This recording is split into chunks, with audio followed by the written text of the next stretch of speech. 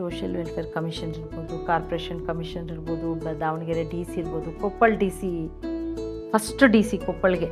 Okay. ಎಲ್ಲ ಇಲಾಖೆಯಲ್ಲೂ ಎಷ್ಟು ಜನಕ್ಕೆ ರೀಚ್ ಆಗಬೇಕು, ಏನೆಲ್ಲ ರೀಚ್ ಆಗಬೇಕು, ಆನ್ ಸ್ಪಾಟ್. ಇವಾಗ ಎಲ್ಲಾದರೂ ಒಂದು ದೌರ್ಜನ್ಯ ನಡೆದಿರ್ಬೋದು, ಅಷ್ಟೆಲ್ಲ ಕೆಲಸ ಮಾಡಿದ್ರು. ಎಲ್ಲ ಮರೆತು ನನ್ನ ಜನ ಅಂತೆಲ್ಲ ಮಾಡಿದ್ರು.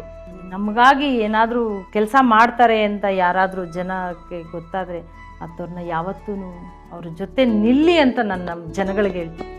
ಸ್ವಲ್ಪ ಒಂದು ಏಜ್ ಆದಮೇಲಾದ್ರೂ ಅವ್ರಿಗೆ ವಿಶ್ರಾಂತಿ ಸಿಕ್ಕಿ ಇರಬೇಕಿತ್ತೇನೋ, ಎಷ್ಟೆಲ್ಲ ಮಾಡಿಬಿಟ್ರೇನೋ ಅದನ್ನೆಲ್ಲ ಅವಾಗಂದೆಲ್ಲ ಅದೆಲ್ಲ ಇಲ್ಲದೇ ಮನೆಯಲ್ಲಿ ಆರಾಮಾಗಿರೋ ದಿನ ಇರ್ತಿತ್ತೇನೋ ಮುಂದಿನ ದಿನಗಳಲ್ಲಿ.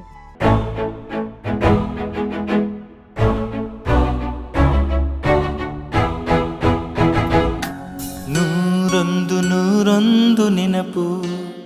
ಅವ್ರಿಗೆ ಅವ್ರಿರುವಾಗಲೇ ಇಬ್ಬರು ಪ್ರೆಗ್ನೆಂಟ್ ಇದ್ದರು. ಗೊತ್ತಿತ್ತು ಅವ್ರಿಗೆ ಅಂಕುರಾಗೆ ಮಗು ಆಗ್ತಾ ಇದೆ, ಪ್ರೆಗ್ನೆಂಟ್ ಅಂತ ತುಂಬಾ ಖುಷಿಪಟ್ಟರು. ಅವಳಂತೂ ಫಸ್ಟು ನಮ್ಮ ಪಪ್ಪನಿಗೆ ಹೇಳಬೇಕು. ನಾನು ಒಂದಿನ ಎಲ್ಲೋ ಹೊರ್ಗಡೆ ಹೋಗಿದ್ದೀನಿ, ನನಗೆ ಫೋನ್ ಮಾಡಿ ಕರೆದ್ರು. ಪೋಣಿ ಅರ್ಜೆಂಟ್ ಬಾ, ಅಂಕು ಏನೋ ವಿಷಯ ಹೇಳ್ಬೇಕಂತೆ ಅಂತ ಹೇಳಿದ್ರು. ನಾನು ಸಡನ್ನಾಗಿ ತಕ್ಷಣ ಬಂದಾಗ ಅವಳು ಅವ್ರ ಪಪ್ಪನಿಗೆ ಹೇಳಿದ್ಲು.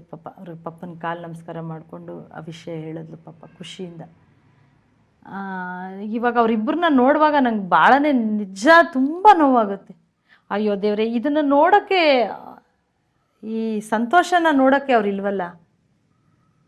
ಬಹುಶಃ ಅವ್ರು ಇದ್ದಿದ್ರೆ ಆ ಮಕ್ಕಳ ಜೊತೆ ಆಟ ಆಡ್ಕೊಂಡೆ ಎಲ್ಲ ಮರೆತ್ಬಿಟ್ಟು ಏನೂ ಬೇಡ ಅಂತ ಇದ್ಬಿಡ್ತಾ ಇದ್ರೇನೋ ಈ ವಯಸ್ಸಿನಲ್ಲಿ. ಇಲ್ಲ, ನಿಮ್ಮ ಮೊಮ್ಮಗ ವೇದ್ ಅವರು ಅಂತ ತುಂಬ ನೋವಾಗುತ್ತೆ. ನೀವು ಬರೋಕ್ಕೆ ಮುಂಚೆ ಭರತ್ ಅವರು ಕೂತಿದ್ರಲ್ಲಿ ನಾನು ಮಾತಾಡ್ತಿದ್ದೆ. ನಿಮ್ಮ ಮೊಮ್ಮಗ ಬಂದರು ವೇದ್ ಅವರು. ಭರತ್ ಸರ್ ಕೇಳಿದ್ರು ಅನ್ನೋದು, ತಾತ ಯಾರ್ದಮ್ಮ ಅಂತ. ನೀವು ನಮ್ಮಲ್ಲಮ್ಮ ಅದೇ ಮುಟ್ಕೊಂಡು ನಂದು ಅಂತ ಹೇಳುತ್ತ ಮಗು. ತುಂಬ ಇಷ್ಟ ಅವನಿಗೆ. ಎಲ್ಲ ಕಡೆ ಫೋಟೋ ಇದೆಯಲ್ಲ, ಎಷ್ಟು ಚೆನ್ನಾಗಿ ಹೋಗಿ ನಮಸ್ಕಾರ ಮಾಡ್ತಾನೆ, ಕೈ ಮುಗಿತಾನೆ. ಆಮೇಲಿಂದ ತಾತ ಅಂತ ಹೇಳ್ತಾನೆ. ಆಮೇಲಿಂದ ಇಲ್ಲಿಗೆ ಬರ್ತಾನೆ, ಈ ರೂಮಿಗೆ ಬಂದ ತಕ್ಷಣನೇ ಅವನು ಅಲ್ಲೆಲ್ಲ ಹೋಗಲ್ಲ, ಇಲ್ಲಿ ಬರ್ತಾನೆ, ಇಲ್ಲಿ ನಿಂತ್ಕೊಂಡು ನಮಸ್ಕಾರ ಮಾಡ್ತಾನೆ. ಅವರಮ್ಮ ಚೆನ್ನಾಗೆಲ್ಲ ಹೇಳ್ಕೊಟ್ಬಿಟ್ಟಿರ್ತಾಳೆ. ಆಮೇಲೆ ಅವ್ರದ್ದು ಮೊಬೈಲ್ನ ನಾನು ಇನ್ನೂ ಇಟ್ಕೊಂಡು ಯೂಸ್ ಮಾಡ್ತೀನಿ. ಅದನ್ನು ಅಲ್ಲಿಟ್ಟಿರೋದು ಎತ್ಕೊಂಬಂದ್ಬಿಟ್ಟು ಅಲ್ಲಿ ಮೇಲ್ಗಡೆ ಇನ್ನೊಂದು ನಮ್ಮದು ದೊಡ್ಡದು ಫ್ಯಾಮಿಲಿ ಫೋಟೋ ಇದೆ.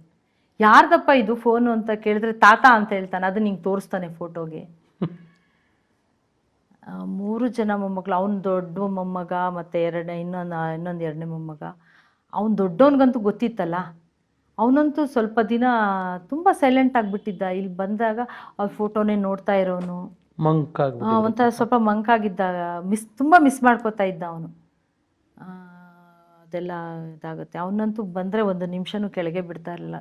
ಯಾವಾಗಲೂ ಅವ್ನು ಬಂದ ತಕ್ಷಣ ತೊಡೆ ಮೇಲೆ ಕೂರಿಸ್ಕೊಂಡು, ಯಾರ ಹತ್ರ ಮಾತಾಡಬೇಕಾದ್ರೂ ಅವ್ನು ತೊಡೆ ಮೇಲೆ ಕೂತ್ಕೊಂಡು ಮಾತಾಡಿಸ್ತಾ ಇದ್ರು, ಅವನನ್ನು ಇಟ್ಕೊಂಡೇ ಇರ್ತಿದ್ರು. ತುಂಬ ಮೊಮ್ಮಕ್ಕಳು. ನನಗೆ ಅದೆಲ್ಲ ಇವರಿಬ್ಬರನ್ನಾದರೂ ನೋಡಬೇಕಿತ್ತು ಅವರು ಅನ್ನೋ ಫೀಲ್ ತುಂಬ ಇದೆ ನಂಗೆ. ತುಂಬ ನೋವಾಗುತ್ತೆ. ಅರ್ಥ ಆಗುತ್ತಮ್ಮ, ಖಂಡಿತ ಅರ್ಥ ಆಗುತ್ತೆ. ಸಹಸ್ರಾರು ಜನ, ಸಾಕಷ್ಟು ಜನ ಸಾಹೇಬರ ಅಭಿಮಾನಿಗಳಿಗೆ ಅವರ ಮಡದಿಯಾಗಿ, ಅವರ ಕೂಗಾಗಿ ಏನು ಹೇಳೋದಕ್ಕೆ ಇಷ್ಟಪಡ್ತೀರಮ್ಮ? ಎಲ್ರಿಗೂ ಗೊತ್ತಿದೆ ಅವರು ಎಷ್ಟು ಕಷ್ಟಪಟ್ಟು ಓದಿ ದೊಡ್ಡ ವಿದ್ಯಾವಂತರಾಗಿ ಅವರ ಸರ್ಕಾರ ಹಾಕಿದ ಎಲ್ಲ ಇಲಾಖೆಗಳು, ಯಾವ್ಯಾವ ಇಲಾಖೆನಲ್ಲಿದ್ದರು ಅವರು, ಸೋಷಿಯಲ್ ವೆಲ್ಫೇರ್ ಕಮಿಷನ್ ಇರ್ಬೋದು, ಕಾರ್ಪೊರೇಷನ್ ಕಮಿಷನ್ ಇರ್ಬೋದು, ದಾವಣಗೆರೆ ಡಿ ಸಿ ಇರ್ಬೋದು, Koppal D C, first D C ಕೊಪ್ಪಳಕ್ಕೆ. ಓಕೆ. ಅಲ್ಲಿ ಹೋದಾಗ ಅಲ್ಲಿ ಪ್ರೆಸ್ನವ್ರು ಕೇಳ್ತಾರೆ ಅವ್ರಿಗೆ ಫಸ್ಟ್ ಕ್ವಶನ್, ಸರ್ ಫಸ್ಟ್ ಜಿಲ್ಲೆಗೆ ನೀವು ಅಧಿಕಾರಿಯಾಗಿ ಬಂದಿದ್ದೀರಾ, ಏನು ನಿಮ್ಮ ಇದು ಮುಂದೆ?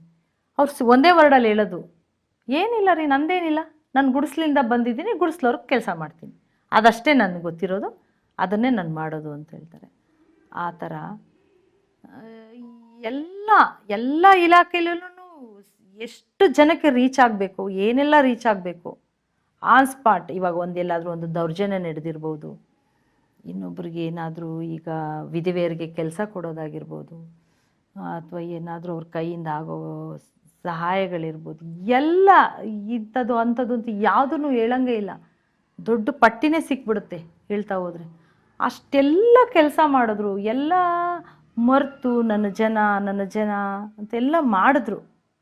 ಅಂಥ ಒಬ್ಬ ಪ್ರಾಮಾಣಿಕ ನಿಷ್ಠಾವಂತ ಒಬ್ಬ ವ್ಯಕ್ತಿ, ಹೃದಯವಂತ ವ್ಯಕ್ತಿ. ಆ ಥರ ತುಂಬ ಜನ ಇರ್ಬೋದು, ತುಂಬ ಕೆಲಸಗಳೆಲ್ಲ ಮಾಡೋರು ಇರ್ತಾರೆ. ಆದರೆ ಜೊತೆ ಅಂತ ಯಾರಾದರೂ ಅಂಥ ಪ್ರಾಮಾಣಿಕತೆ ಇದ್ದು ನಮಗಾಗಿ ಏನಾದರೂ ಕೆಲಸ ಮಾಡ್ತಾರೆ ಅಂತ ಯಾರಾದರೂ ಜನಕ್ಕೆ ಗೊತ್ತಾದರೆ ಅಂಥವ್ರನ್ನ ಯಾವತ್ತೂ ಅವ್ರ ಜೊತೆ ನಿಲ್ಲಿ ಅಂತ ನಾನು ನಮ್ಮ ಜನಗಳಿಗೆ ಹೇಳ್ತೀನಿ. ಅವ್ರಿಗೆ ಶಕ್ತಿ, ಜನರೇ ಶಕ್ತಿ. ನಿಮಗೋಸ್ಕರ ಅವ್ರು ಮಾಡ್ತಾ ಇರ್ತಾರೆ, ಅವರು ನಿಮಗೋಸ್ಕರ ದುಡಿತಾ ಇರ್ತಾರೆ. ಅವರು ಎಲ್ಲಾನು ಮರೆತು ಮಾಡಬೇಕು ಅನ್ನೋ ಒಂದು ಹಂಬಲ ಇಟ್ಕೊಂಡು ಮಾಡ್ತಾ ಇರ್ತಾರೆ. ಅವ್ರಿಗೆ ನೀವು ಅವ್ರ ಜೊತೆ ನಿಲ್ಬೇಕಲ್ವ ಶಕ್ತಿಯಾಗಿ. ಆ ಥರ ವ್ಯಕ್ತಿಗಳನ್ನ ಯಾವ ನಾಯಕರಿಗೂ ಪ್ರಾಮಾಣಿಕವಾಗಿ ಯಾರು ಕೆಲಸ ಮಾಡ್ತಾರೆ, ಸತ್ಯವಾಗಿ ನಡ್ಕೋತಾರೆ, ಎಲ್ಲನ್ನು ಎದುರಿಸಿ ನಿಮಗೋಸ್ಕರ ಏನೆಲ್ಲ ಮಾಡಿರ್ತಾರೆ, ಅವ್ರ ಜೊತೆ ನಿಲ್ಲಿ ಅಂತ ಹೇಳ್ಕೊತೀನಿ. ಸೂಪರ್ ಅಮ್ಮ. ಈ ಕಳೆದ ಸುಮಾರು 2 ಗಂಟೆಗಳಿಂದ ನಿಮ್ಮ ಜಯಲಕ್ಷ್ಮೀಪುರಂ ದಿನಗಳಿಂದ ಹಿಡಿದು ನಿಮ್ಮ ಮದುವೆಯಾದ ಮಸೂರಿಯ ದಿನಗಳು, ಯಾದಗಿರಿಯ ದಿನಗಳು, ದಾವಣಗೆರೆಯ ದಿನಗಳು, ಸಾಹೇಬರ ಜೊತೆ ನೀವು ಕಳೆದಂಥದ್ದು, ನಿಮ್ಮ ಅತ್ತೆಯವ್ರ ಜೊತೆ, ನಿಮ್ಮ ಮಕ್ಕಳು, ಅಳಿಯಂದರು, ಮೊಮ್ಮಕ್ಕಳು ಎಲ್ಲವೂ ಅಲ್ಲಲ್ಲೆಲ್ಲ ಅಷ್ಟಷ್ಟು ಮಾತಾಡ್ಕೊಂಡ್ಬಂದ್ವಿ. ಒಟ್ಟಾರೆಯಾಗಿ ಒಮ್ಮೆ ಎಲ್ಲ ವಿಷಯಗಳನ್ನು ಮೆಲುಕು ಹಾಕಿ ಹಿಂತಿರುಗಿ ನೋಡಿದಾಗ ನಿಮ್ಗೇನು ಅನಿಸುತ್ತೆ? ಹಿಂದೆ ತಿರುಗಿ ನೋಡಿಬಿಟ್ರೆ ನನಗೆ ಆ ದಿನದಲ್ಲಿ ಒಂದು ದಿನನಾದರೂ ಭಗವಂತ ನನಗೆ ಪಾಲಿಗೆ ಕೊಡಪ್ಪ ಅಂತ ತುಂಬ ಸಲ ಅನಿಸುತ್ತೆ. ಇಲ್ಲ, ಅವರು ಇನ್ನಷ್ಟು ಕಾಲಗಳು ಅವ್ರು ನಮ್ಮ ಜೊತೆ ಇರಬೇಕಿತ್ತು. ನಿಜ. ಇಷ್ಟು ಒಂದು ಆಲ್ರೆಡಿ ಒಂದು ಏಜ್ ಆದಮೇಲಾದರೂ ನಮ್ಮ ಜೊತೆ ಇನ್ನಷ್ಟು ಎಲ್ಲ ಮರೆತು ನಮ್ಮಲ್ಲೇ ಇಟ್ಕೊಂಡು ಬಿಟ್ಟಿರ್ಬೋದಿತ್ತೇನೋ, ಅವ್ರನ್ನ ನಮ್ಮ ಜೊತೆನೇ ಇರ್ತಿದ್ರೇನೋ, ಕಾಪಾಡ್ಕೊಂಡ್ಬಿಡ್ಬೋದಾಗಿತ್ತು. ಮಕ್ಕಳು ಮೊಮ್ಮಕ್ಕಳ ಜೊತೆ ಇದ್ಬಿಡ್ಬೇಕಿತ್ತೇನೋ. ಸಾಕಷ್ಟು ದಣಿದ್ರು ಅವರು ಪಾಪ. ಅವರದ ಬದುಕು ದಣಿದ ಬದುಕೆ ಅವ್ರದ್ದು. ಅವ್ರದ್ದು ಬಾಲ್ಯದಲ್ಲಿ ತುಂಬ ಬಡತನದಲ್ಲಿ ಬೆಳೆದ್ರು, ಕಷ್ಟಪಟ್ಟು ಓದಿದ್ರು, ಇದಾದರು. ಆಮೇಲೆ ಅಧಿಕಾರ ಬಂದಾಗಲೂ ಕೆಲಸ ಅಂದ್ಕೊಂಡು ಎಷ್ಟೊತ್ತರ ರಾತ್ರಿ ಬೆಳಗ್ಗೆ ಹಗಲು ಒಂದಿನ ದುಡಿದ್ರು, ಜನ ಅಂತಾನೇ ಮಾಡಿಬಿಟ್ರು. ಸ್ವಲ್ಪ ಒಂದು ಏಜ್ ಆದಮೇಲಾದ್ರೂ ಅವ್ರಿಗೆ ವಿಶ್ರಾಂತಿ ಸಿಕ್ಕಿ ಇರಬೇಕಿತ್ತೇನೋ. ಎಷ್ಟೆಲ್ಲ ಮಾಡಿಬಿಟ್ರೇನೋ, ಅದನ್ನೆಲ್ಲ ಅವಾಗಿಂದೆಲ್ಲ ಅದೆಲ್ಲ ಇಲ್ಲದೇ ಮನೆಯಲ್ಲಿ ಆರಾಮಾಗಿರೋ ದಿನ ಇರ್ತಿತ್ತೇನೋ ಮುಂದಿನ ದಿನಗಳಲ್ಲಿ. ಅದಿಲ್ಲ, ಅವ್ರಿಗೆ ಅದು ಬರ್ತಾನೆ ಇರಲಿಲ್ವೇನೋ ಅಂತ ಅನಿಸುತ್ತೆ ನನಗೆ. ಅವ್ರ ಕೊನೆ ಎಷ್ಟೇ ಇದಾದರೂ ಕೊನೆವರೆಗೂ ಅವ್ರಿಗೆ ಆಸೆ ಅದು ಹೋಗ್ತಾನೆ ಇರಲಿಲ್ಲ, ಅದರದ್ದು ಹೆಚ್ಚಾಗ್ತಾನೆ ಇರ್ತಿತ್ತೇನೋ ಅಂತಲೇ ಅನಿಸುತ್ತೆ. ನನಗೆ ಹಂಗೆ ಅನಿಸುತ್ತೆ ಹಿಂದೆ ನೋಡಿದಾಗ.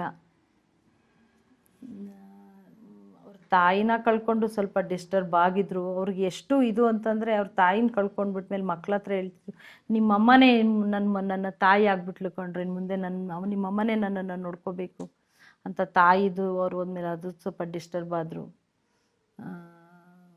ಎಲ್ಲ. ಆಮೇಲೆ ನನ್ನ ಚಿಕ್ಕ ಮಗಳದು ಮದುವೆ ಮಾಡಬೇಕು ಅನ್ನೋ ಪ್ಲ್ಯಾನಲ್ಲಿತ್ತು. ಅಷ್ಟರಲ್ಲೇ ಹೋಗ್ಬಿಟ್ರು, ಅದು ಆಗಲಿಲ್ಲ.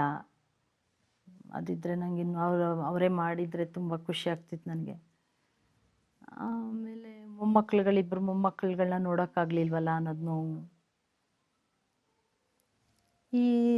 ಅವ್ರಿಗೆ ಈ ಸಮಾಜದ ವ್ಯವಸ್ಥೆ ಅವ್ರಿಗೆ ಸರಿಯಾಗಿ ಅವ್ರಿಗೆ ಏನೇನು ಯಾವ ಟೈಮಲ್ಲಿ ಏನೇನು ಆಗಬೇಕಿತ್ತು ಅದು ಯಾವುದೂ ಆಗಲಿಲ್ಲ ಅನ್ನೋದು ಒಂದು ನೋವು. ಇಲ್ಲಿ ಜನಗಳು ಅರ್ಥ ಮಾಡ್ಕೋಬೇಕು. ಶಿವರಾಮ್ ಅವರು ಏನು ಅವ್ರಿಗೆ ಪಾಪ ಇದ್ದಿದ್ದು ಒಂದು ಆಸೆ ಅಷ್ಟೇ, ಬೇರೇನೂ ಇಲ್ಲ. ನಾನು ಬೇಕಾದರೆ ಎಷ್ಟು ಸಲನಾದರೂ ಕೇಳಿ ನೀವು, ನನಗೆ ಗೊತ್ತಿರೋ ಹಂಗೆ ನಾನು ನೋಡ್ದ ಹಾಗೆ ನನ್ನ ಹತ್ರ ಅವ್ರು ಹೇಳಿರ್ಬೋದು ಹೇಳ್ದೇ ಇರ್ಬೋದು,